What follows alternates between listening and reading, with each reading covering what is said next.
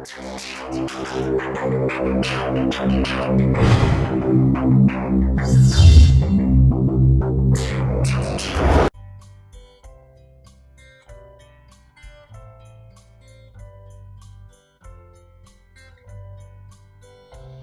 Guys, আসসালামু আলাইকুম। আজকে আমি আপনাদেরকে দেখাবো কিভাবে কম্পিউটারের শর্টকাট ভাইরাস ডিলিট করা যায়। তো শর্টকাট ভাইরাস ডিলিট করার জন্য আমাদের তিনটা মাধ্যমে করা যায়।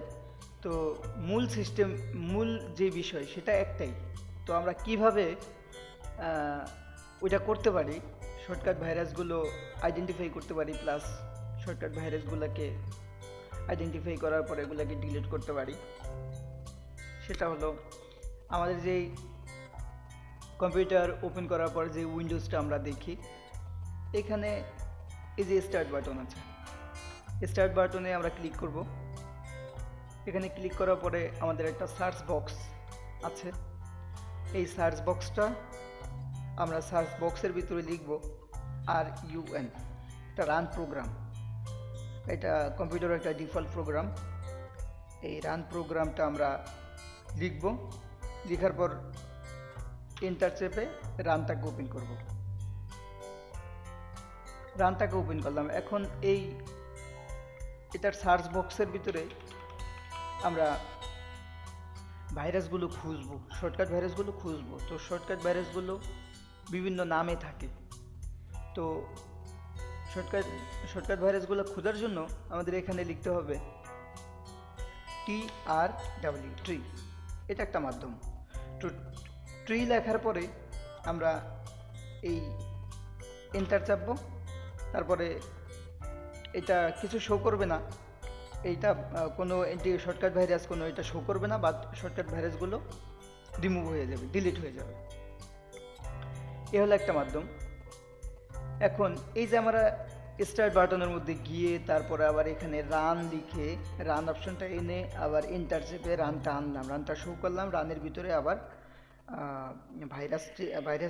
শর্টকাট ভাইরাসকে আইডেন্টিফাই করার জন্য আবার লিখলাম ট্রি। তো এটা এভাবে না করে শর্টকাট এখানে টাস্ক বার, এই যে আমাদের এখানে টাস্ক বার আছে, এই টাস্ক বারের ভিতরে আমরা এখানে লেফট বাটনে ক্লিক করে আমরা মাউসের ক্লিক করে এখানে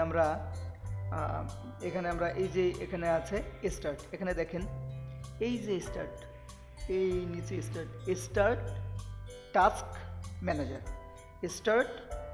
ম্যানেজার, এই জায়গায় আমরা ক্লিক করব। ক্লিক করার পরে দেখেন যে বক্সটা আসছে উইন্ডোজ টাস্ক ম্যানেজার। এখান থেকে আমরা এটাকে কি করব, এই যে এখানে এই যে নিউ টাস্ক ম্যানেজার, এখানে আছে নিউ টাস্ক, এই ক্রিয়েট নিউ টাস্ক। এখানে আমরা এই যে ট্রি লিখলাম আগে, যা ট্রি আমাদের দেখানো শেষ। এইভাবেও আমরা আনতে পারি। তো আমার এটা মানে একটু ঝামেলাপূর্ণ, তারপর আমি দেখাচ্ছি যে কয়ভাবে আসলে অ্যান্টিভাইরাসগুলোকে ওই টাস্ক বারের মাধ্যমে রানটা ওপেন করা যায়। অ্যাকচুয়ালি এখানে মূল বিষয় হলো রানটাকে ওপেন করা। তো রানটাকে কয়ভাবে ওপেন করা যায়, এই যে স্টার্ট বাটনের মধ্যে গিয়ে আমরা একভাবে রানটাকে ওপেন করলাম। আবার টাস্ক ম্যানেজারের ভিতরে এখানে আমরা ক্লিক করে তারপরে আবার দেখাচ্ছি হলো দুইটা মাধ্যম। এখানে আবার প্রথমে আমি দেখাইছি যে TREE, ট্রি। এখন আমরা দেখাবো TEMP, টেম্প দিয়ে। এইটাও একটা শর্টকাট ভাইরাস খোঁজার একটা মাধ্যম। এটার মধ্যে আমরা সার্চ বক্সের ভিতরে আমরা টেম্প লিখলাম, এবারে এন্টার বা এখান থেকে এন্টার চাপবো কিবোর্ড থেকে, অথবা এখানে আমরা ওকে চাপবো। ওকে চাপলাম, চাপার পরে এই যে আমাদের একটা আছে, এখানে আমি কিছুক্ষণ আগে ডিলিট করে ফেলেছি, এই জন্য একটা মাত্র আছে। তো আমরা এটাকে ডিলিট করে ফেলবো, এখন খেয়াল করেন এখানে কিন্তু ডিলিট হচ্ছে না, ট্রাই অ্যাগেন দেখাচ্ছে। তো এটার কারণটা একটু বলে দিই যে আমরা অনেকগুলো শর্টকাট ভাইরাস খোঁজার পরও দেখা যাচ্ছে কিছু শর্টকাট ভাইরাস আমাদের ডিলিট হয় না। তো এর কারণ হলো কি, কম্পিউটারে যেই কিছু প্রোগ্রাম আছে সেগুলো রান থাকে, চালু থাকে। তো চালু থাকা অবস্থায় যদি আমরা কোনো শর্টকাট ভাইরাস ডিলিট করতে চাই, তো সেটা এই জন্যই হয় না। তো আরেকটু ক্লিয়ার করলে বুঝতে পারবেন যে দেখা যায় আমরা যদি কোনো একটা প্রোগ্রাম অথবা কোনো একটা যদি আমরা ফাইল অথবা ফোল্ডার ওপেন থাকা অবস্থায় ওইটাকে যদি আমরা কাট করি, তো এটা কিন্তু ওইখান থেকে কাট হয় না। তো এর কারণ কি, আমরা ওইটাকে যদি ক্লোজ করি যখন, তখন ওইটা কাট হয়। ঠিক তেমনিভাবে এইটাও এরকম। যাই হোক, 2 নাম্বার মাধ্যম গেল। এরপরে আমরা আবার সেই ইতে যাব, রান প্রোগ্রামে যাব। এরবার আমরা যাব এখান থেকে কিবোর্ড থেকে আমরা যদি উইন্ডোজ, এই রান প্রোগ্রামটা চালু করার আরেকটা মাধ্যম হইল আমরা শর্টকাট, এটা শর্টকাট কি বলে, এটাকে শর্টকাট কি, এটা উইন্ডোজ একসাথে চাপবো। উইন্ডোজ চাপার পরে একসাথে আমরা উইন্ডোজ চেপে ধরে তারপরে কিবোর্ড কিপ্যাড থেকে আমরা আর চাপবো, আর একসাথে এই যে আর চাপার মাধ্যমে উইন্ডোজ বাটন প্লাস আর একসাথে চাপার পর আমাদের সেই আমাদের রান প্রোগ্রামের সার্চ বক্সটা আবার চলে আসছে। এখানে আমরা আবার লিখব। তো আগে দেখিয়েছি TRW ট্রি, TEMP টেম্প, এখন আমরা দেখাবো পার্সেন্টেজ টেম্প পার্সেন্টেজ। তো টেম্পের আগে এই যে টেম্প লিখলাম, এর আগে আমাদের পার্সেন্টেজ। তো শুরুতে আমরা এখান থেকে পার্সেন্টেজ দেব, এরপর লিখব TEMP টেম্প, আবার আমরা এখান থেকে পার্সেন্টেজ দেব। পার্সেন্টেজ দেওয়ার পর আমরা এখানে আবার ওকে চাপবো। ওকে চাপার পরে এই যে আমাদের কিছু শর্টকাট বাইরে চলে আসছে, আমরা কন্ট্রোল প্লাস এ চেপে আমরা এটাকে ডিলিট করব। একটু কথা বলে রাখি যে আমরা যেই প্রোগ্রামগুলোকে বা যে কোনো ফাইল অথবা ফোল্ডারকে আমরা যদি কখনো ডিলিট করি, তো এই ডিলিট যখন করি এগুলো আমাদের রিসাইকেল বিন নামে একটা অপশন আছে, ওই রিসাইকেল বিনে আমাদের সেগুলো জমা থাকে। এই যে রিসাইকেল বিন আছে, তো এই বিনের মধ্যে গিয়ে এটা জমা থাকে। এখানে রিসাইকেলিং বলতে আসলে মূলত বোঝায় পুনরায় ব্যবহার করা। তো এখানে যদি আমরা পুনরায় ব্যবহার করতে চাই, যেই ফাইল অথবা ফোল্ডারটা আমরা ডিলিট করলাম, এটা যদি আবার চাই, আবার যদি এটা আমাদের প্রয়োজন হয়, ডিলিট করে ফেলছে কিন্তু এটা এখন দেখলাম যে না এটা প্রয়োজন, তখন এটা ফিরিয়ে আমরা আনতে পারি। তো এই জন্য এখানে থাকে, যদি আমরা ডিলিট করার সময় শিফট কিপ্যাড থেকে আমরা যদি শিফট প্লাস ডিলিট একসাথে যদি চাপি, তাহলে এটা এই রিসাইকেল বিনে থাকবে না।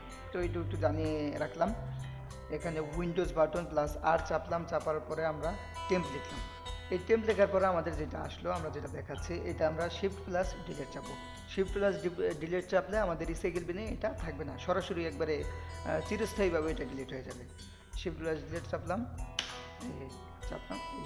যে ঠিক আগের মতো কিছু প্রোগ্রাম চালু আছে ওইগুলো ডিলিট হবে না, বাকিগুলো আমাদের ডিলিট হয়ে গেছে।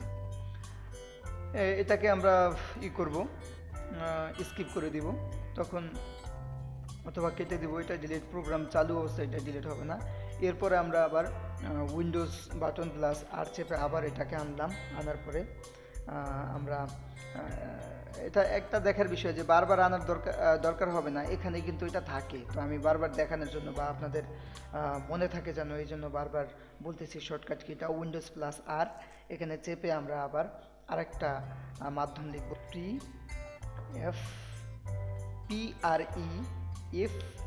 PREFETCH preface. এই প্রিফেসটা লিখে আমরা আবার ইন্টার বা ওকে চাপবো, তখন আমাদের এইগুলা আছে এখানে। আবার আমরা কন্ট্রোল প্লাস এ চেপে পুরোটাকে মার্ক করব। একটা করে ডিলিট করা যায়, কিন্তু কন্ট্রোল প্লাস এ চাপলে পুরোটা একসাথে মার্ক হবে। সেক্ষেত্রে আমরা পুরোটাকে একসাথেই ডিলিট করে দিতে পারি। আমরা শিফট চাপলাম, শিফট চেপে ধরে আমরা ডিলিট চাপলাম একসাথে ডিলিট করার জন্য। এখানে আমরা ডিলিট চেপে ওকে দিলাম, এই ইয়েস দিলে আমাদের ডিলিট হয়ে যাবে।